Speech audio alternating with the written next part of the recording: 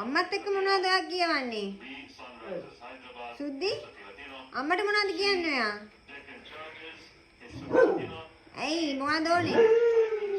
ඔයත් එක්ක සෙල්ලම් කරන්න ඉන්න බෑනේ. ඔයා කොච්චර කතා කරත් මේ වෙලාවේ සෙල්ලම් කරන්න ඉන්න බෑ.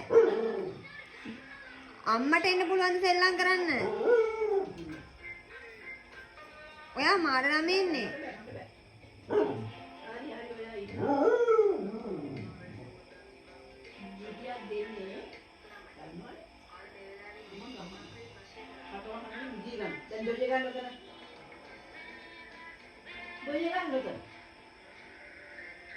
අන්න එහෙම හොඳ ළමයින්ගේ ආන් එහෙම